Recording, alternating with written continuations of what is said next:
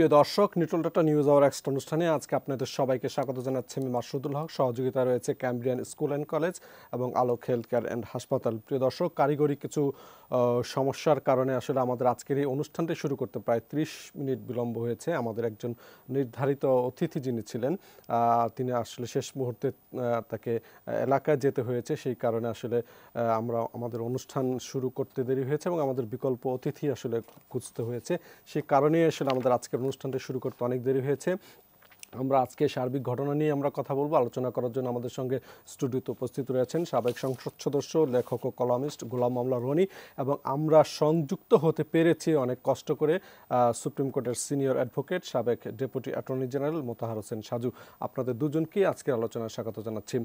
রনি ভাই, আসলে আমাদের অনেক সময় আজকে চলে গেছে, আমরা খুব সংক্ষেপে একটু আলোচনা করতে চাই যে আসলে আজকে অনেক একটা বড় রক্তক্ষয়ী দিন ছিল, যে অনেক লোক মারা গিয়েছেন। আজকে সিরাজগঞ্জে 12 পুলিশ সদস্যকে হত্যা করা হয়েছে, সারা দেশে 69 জন নিহত হওয়ার খবর আমরা পেয়েছি। সার্বিকভাবে আসলে দেশের পরিস্থিতিটা কোন দিকে যাচ্ছে, খুব সংক্ষেপে আমাদেরকে যদি বলেন। প্রথমত যে আজকে যে ঘটনাগুলো ঘটেছে সারা বাংলাদেশে, এটা খুবই দুঃখজনক। স্বাধীনতার পরে এরকম একটা ঘটনা বাংলাদেশে ঘটবে এটা আমরা কখনোই কল্পনা করিনি। একেবারে সবার আগে যে সমস্ত মানুষ আজকে নিহত হয়েছেন, মহান আল্লাহ রাব্বুল আলামিনের কাছে তাদের সবার আত্মার মাগফিরাত কামনা করছি। আল্লাহ যেন তাদেরকে জান্নাত নসিব করেন। দ্বিতীয়ত, তাদের যে শোক সন্তপ্ত পরিবার, তারা যেন সেই শোক বইতে পারেন, আল্লাহ যেন তাদেরকে সেই সহযোগিতা করেন। 3 নম্বরে যেটা হলো, অনেক মানুষ আহত হয়েছে, হাজার হাজার লাখে লাখে মানুষ আহত হয়েছে। তাদের চিকিৎসা দরকার, সাহায্য দরকার, সহযোগিতা দরকার। আমরা মানবিক দৃষ্টিকোণ থেকে যারা ডাক্তার আছেন, পাড়ার রয়েছেন, প্রতিবেশী রয়েছেন, দলমত নির্বিশেষে ক্রোধ বাদ দিয়ে যারা এই মুহূর্তে আহত অবস্থায় হাসপাতালে রয়েছেন, এলাকাতে রয়েছেন, তাদের প্রতি যেন আমাদের একটা মানবিক আচরণ থাকে, নিবেদন থাকে।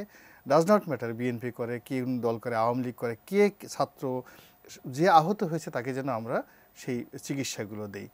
এরপরে হলো রাষ্ট্রের যে সহায় সম্পদগুলো রয়েছে, যেটাকে পাবলিক প্রপার্টি বলা হয়, এবং সেই পাবলিক প্রপার্টির মধ্যে আমাদের এই যে খুবই নৃশংসভাবে পুলিশ বাহিনীর যারা সদস্য নিহত হয়েছেন, আহত হয়েছেন, এটা যেন কোনো অবস্থাতেই যাদের হাতে অস্ত্র আছে তাদেরকে বিক্ষুব্ধ না করে, অর্থাৎ অন্য পুলিশ বাহিনীকে যেন বিক্ষুব্ধ না করে, এবং অ্যাট দ্য সেম টাইম এই ঘটনা দ্বারা যেন আবার সাধারণ যারা আন্দোলনকারী আছেন তারা যেন বিক্ষুব্ধ বেশি হয়ে যান, উৎসাহিত বেশি হয়ে গিয়ে এই ধরনের কর্মকাণ্ডে যেন তারা প্রলুব্ধ না হন।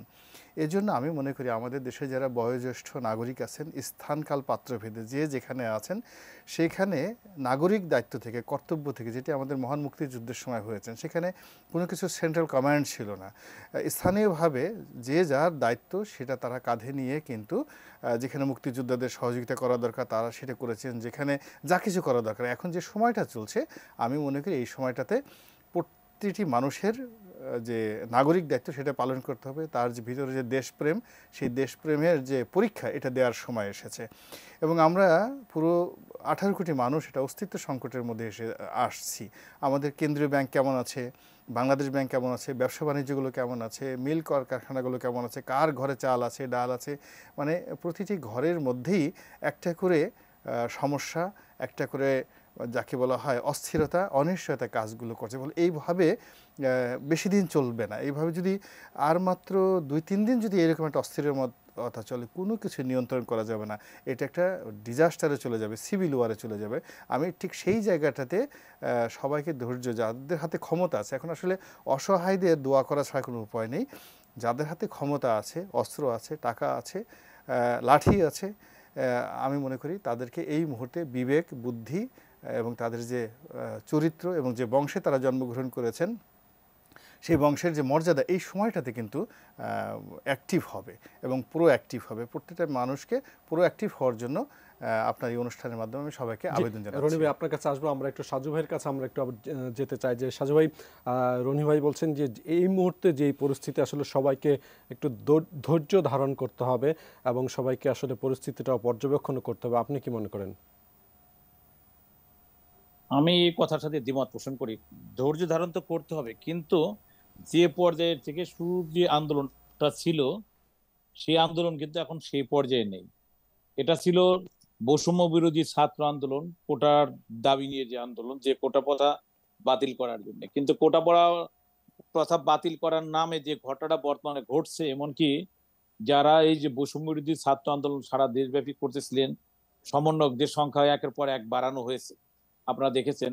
এর ফলে কয়েকদিন আগে দেখলাম 5 দফা, পরে 7 দফা, পরে 9 দফা। 9 দফার মাঝে গতকাল যখন শহীদ মিনার, যে জাতির চেতনার স্তর, সংকট সংশয়, যেখান থেকে মানুষ শপথ নেয়, সেইখানে দেখলাম নিচ থেকে একজন উচ্চারণ করলেন 1 দফা, সে 1 দফাই ঘোষণা করে দিলেন। অর্থাৎ নিয়ন্ত্রণটা আর সেই সমন্বয়কদের হাতে নেই। অর্থাৎ এই নেপথ্যের যে গোষ্ঠী, অর্থাৎ কলকাঠি নার্সি, তারা একের পর এক আর্থিক যোগান সহ বিভিন্ন স্তরে পরামর্শ দিয়ে জাতীয় সম্পদগুলো, আপনারা দেখবেন যে জাতীয় সম্পদগুলো নষ্ট করছে সেগুলো কি, এমনকি যেটা যে চেতনার স্তর 71-এ মহান মুক্তিযুদ্ধের মধ্যে দিয়ে সৃষ্টি হয়েছিল, ঠিক সেগুলো একের পর এক ধ্বংস করে যাচ্ছে। মেট্রো রেল, যেটা আমরা কখনো কল্পনাও করতে পারিনি, সেটা সেখানে ধ্বংস করে ফেলছে। পদ্মা সেতু, অর্থাৎ সেতু ভবনের একদিকে গাড়ি, অর্থাৎ সেতু ভবনকে ঘিরেই কিন্তু পদ্মা সেতু। পদ্মা সেতু আজকে করাটা যেন এই সরকারের জন্য সবচেয়ে একটি অপরাধ হয়েছে, যার কারণে সেতু ভবনকে সেখানে আগুন লাগিয়ে তছনছ করে দিয়েছে। সাজু ভাই, আমরা আজকে যেটা যখন দেখলাম, সুপ্রিম কোর্টের আজকে ইতিহাসে, সরকার এবং না, দলের সুপ্রিম কোর্টের দলের পক্ষ ইতিহাসে থেকে আজকে যে আরো কঠোর হওয়ার একটা আভাস দেওয়া হয়েছে। না, কঠোর হওয়ার কেন আবার হয়েছে? যে মুহূর্তে বিরোধী দল, দ্যাট মিনস ফখরুল ইসলাম আলমগীর যখন ঘোষণা দিয়েছে, তারা সংহতি প্রকাশ করতে। সাজু ভাই, একটু সংযোগটি সম্ভবত অডিওটি বিচ্ছিন্ন হয়েছে। আজকে সরকারের পক্ষ থেকে এবং আওয়ামী লীগের পক্ষ থেকে বলা, মানে আরো কঠোর হওয়ার একটা আভাস দেওয়া হয়েছে, এবং আমরা বিভিন্ন জায়গায় দেখেছি যে আওয়ামী লীগের বিভিন্ন নেতাদের বাড়িতে হামলা করা হয়েছে। সেই ব্যাপারে আপনার একটু কথা শুনতে চাই। আপনি জেনে খুশি হবেন যে আমাদের রাষ্ট্রপ্রধান জননেত্রী শেখ হাসিনা গত পরশুদিন তাদের আহ্বান জানিয়েছিলেন, যারা বৈষম্য বিরোধী ছাত্র আন্দোলন করছেন, সমন্বয়কদের তাদের সাথে মত বিনিময় করার জন্য বারবার আহ্বান করেছেন। পার্টির পক্ষ থেকে আহ্বান করা হয়েছে, যদি আজকে তারা মত বিনিময়টা করতেন, তাহলে একদিকে প্রথমে 5 দফা, 7 দফা, 9 দফা চলে আসলো, এখন পরবর্তী 1 দফা। সেই 1 দফার যখন ঘোষণা, সেই ঘোষণাটা দেখা যাচ্ছে তৃতীয় শক্তি বা তৃতীয় পক্ষের চাপিয়ে দেওয়া, ইতিমধ্যে যে বিষয়গুলো স্পষ্ট হয়েছে। এটা যদি হতো, তাহলে আমার আজকের যে ক্ষতিটি হয়েছে, একদিকে 4 জন বিচারপতির গাড়ির উপরে হামলা, অর্থাৎ সেখানে রড, হকি স্টিক, লাঠি, দুটো বিচারপতির ঘটনা। আমার জাস্ট 4:42-43 মধ্যে মসওয়ানে যখন আমি ক্রস করতেছিলাম, ডান সাইড দিয়ে বাম পাশে ঘটনা ঘটলো। একটা অ্যাম্বুলেন্স প্লাস পিছনে একটা হাইয়েস্ট গাড়ি ভেঙ্গে তছনছ করে দিলেন। এটা যদি স্বাভাবিকভাবে কোনো প্লাস্টিক বডি হতো, তাহলে বোধহয় এখানে বিচারপতি সবাই মারা যেত। এখানে বিচারপতি কামরুল ইসলাম মোল্লা, বিচারপতি আমিনুল ইসলাম, বিচারপতি কুদ্দুজ্জামান, বিচারপতি খিজির আহমেদ চৌধুরী গাড়ি এখানে আজকে ভাঙচুর হয়েছে, তছনছ করে দিয়েছে। এই গাড়ি, আমার বিশ্বাস, এই গাড়ি আর বোধহয় চালানোর কোনো ক্ষমতা রাখবে না। অপর দিকে যখন দেখেছি, যখন আমাদের বিচারপতি এনায়েতুর রহিম, যিনি আপিল বিভাগের মাঝে মাঝে অ্যাক্টিং প্রধান বিচারপতির দায়িত্ব পালন করে থাকেন, ভবিষ্যতে তিনি প্রধান বিচারপতি হওয়ার সম্ভাবনার ক্ষেত্র সৃষ্টি হবে, সেই ব্যক্তির বাড়িতে নিচতলা। সাজু ভাই, একটু সংযোগ বিচ্ছিন্ন হয়েছে। আমরা সংযোগ আসা মাত্র আমরা আবার আপনার কাছে আসবো। রনি ভাই, আপনার কাছে একটু যেতে চাই যে রনি ভাই, আজকে তো মানে বিভিন্ন জায়গায় ভাঙচুরের ঘটনাও আমরা দেখলাম, যে আসলে এটা কি আসলে গ্রহণযোগ্য? না না না, এটা কোনো অবস্থাতেই গ্রহণযোগ্য না, এটা কোনো অবস্থাতেই গ্রহণযোগ্য না। আর এখন এরকম একটা অস্থির অবস্থা চলছে, আমাদের যারা কথাবার্তা, আমাদেরকে খুবই সংযত হতে হবে, বিনয়ী হতে হবে, এবং কোনো পক্ষকে উস্কানি দেওয়া যাবে না, কোনো পক্ষকে উস্কানি দেওয়া যাবে না। নাইদার ছাত্রলীগকে উস্কানি দেওয়া যাবে না, যুবলীগকে দেওয়া যাবে না, এমনকি যারা আন্দোলন করছেন তাদেরকেও উস্কানি দেওয়া যাবে না। আবার এখানে কনফিউজ সৃষ্টি হয়, ও জঙ্গি, এখানে জামাতেরও, ও বিএনপি, ঠিক এই কনফিউশনগুলো সৃষ্টি না করে এখানে যতটা লিবারেল হওয়া যায়, আমি মনে করি যে সেখানে ততটাই ভালো করা যাবে। এখানে আমি দেখলাম যে আওয়ামী লীগের প্রায় সব মানুষই যারা আছেন প্রায় সমভাষায় কথা বলছেন। এটা ডেঞ্জারাস। এর কারণ হলো গণতন্ত্রের বিউটি হলো ভিন্ন মত পোষণ করা। এখন মাননীয় প্রধানমন্ত্রী, তিনিও রক্ত মাংসের একজন মানুষ, তিনি ধরেন একটা কথা বললেন, তার সব কথায় যে সবসময় ইয়েস বলতে হবে, নট লাইক দেখ, তাহলে এত বড় মন্ত্রী পরিষদ আছে কেন? তাকে পরামর্শ দেওয়ার জন্য। আবার মন্ত্রীরা যে সব কথা রাইট বলবেন, তাহলে সচিবরা আছেন কেন? আবার সচিব মানে সরকারের যে এক্সিকিউটিভ বিভাগ তারা যে সব কিছু সঠিকভাবে বলবেন, তারা যদি হয় ইয়েস বলা হয়, তারা বিচার বিভাগ কেন আছে? তো সব মিলিয়ে আমাদের এই রাষ্ট্রের যে কাঠামোটা অনেক চমৎকারভাবে কিন্তু হাজার হাজার বছর ধরে রাষ্ট্রবিজ্ঞানীরা গবেষণা করে আজকের এই অবস্থানে পৌঁছে দিয়েছে। ফলে যারা ডাক্তার তাদের আলাদা কর্ম, যারা বিচারপতি তাদের আলাদা কর্ম, এই কর্মগুলো যার যার অবস্থান থেকে যদি মানে ফ্রি অ্যান্ড ফেয়ার, যেমন এই সময়টাতে আমি দেখলাম যে সাবেক সেনা সদস্য যারা সেখানে, সাবেক সেনা প্রধান থেকে শুরু করে সেনাবাহিনীর যারা কর্মকর্তা আছেন, তারা কিন্তু এই সময় তাদের মুখ খুলেছেন, তাদের বিবেকের তাড়নায় তারা অনেক সুন্দর কথাবার্তা বলছেন। আমি মনে করি এটা সেনাবাহিনীর জন্য অনেক ভালো একটা সিদ্ধান্ত নেওয়ার ক্ষেত্রে তাদের অনেক করবে। কারণ হলো যখন সেনাবাহিনী ক্যান্টনমেন্টের মধ্যে থাকেন, তারা বুঝতে পারেন না যে বাইরের উত্তাপটা কী। আর দ্বিতীয়ত যখন তারা কমান্ডে থাকে, অস্ত্র থাকে, তো যখন তাদেরই সিনিয়র নেতৃবৃন্দ যখন যারা সিভিল লাইফে চলে আসছেন, সামাজিক জীবনে চলে আসছেন সাধারণ নাগরিকদের মতো, তারা যখন কোনো পরামর্শ দেন, লাইক ইকবাল করিম ভূঁইয়া আইকেবি, বা আগে যারা সেনাপ্রধান ছিলেন, জেনারেল ছিলেন, তারা আজকে দেখলাম যে বিস্তারিতভাবে সেনাবাহিনীকে অনেকগুলো দিক নির্দেশনা দিয়েছেন।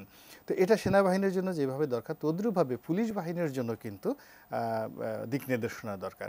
একইভাবে এই যে এখন ছাত্র যারা রয়েছেন, সাবেক যারা ছাত্র নেতা, যাদের প্রিয় মুখ এই মুহূর্তে কিন্তু বিরক্তিকর মুখ, যাদের কথা শুনলে খুব রাগ হয়ে যায় মানুষের, যাদের চেহারা দেখলে শরীরে গোস্সা এসে যায়, এই লোকগুলো যত কম আসবে মিডিয়ার সামনে, সরকারের পক্ষে হোক বিপক্ষে হোক, এই লোকগুলোকে আসলে এই মুহূর্তে বর্জন করা উচিত। মিডিয়ার পক্ষ থেকে বর্জন করা উচিত, দলের পক্ষ থেকে। কেননা তারা মানে আপনি ধরুন বিএনপির কথাই বলি, 30 সেকেন্ডে শেষ করবেন। আচ্ছা আমি বলি যে এই মুহূর্তে শুধুমাত্র যাদের গ্রহণযোগ্যতা রয়েছে, যারা সুন্দরভাবে কথা বলতে পারে এবং যাদের একটা সুন্দর চিন্তা চেতনা আছে, এই লোকগুলোকে দিয়ে কথা বলালে, তাদের দিয়ে ডিল করলে জিনিসটা সুন্দর হবে, উগ্রতা যেন না ছড়ানো হয়। এই হলো আমার বক্তব্য। জি, আমরা চাইবো যে দ্রুত যেন এই সংকটটা থেকে আসলে অবশ্যই, আমরা অবশ্যই। দেশবাসী হিসেবে আমরা উত্তরণ পেতে পারি। প্রিয় দর্শক, আমাদের আজকের অনুষ্ঠানটা আমরা এখানে শেষ করছি।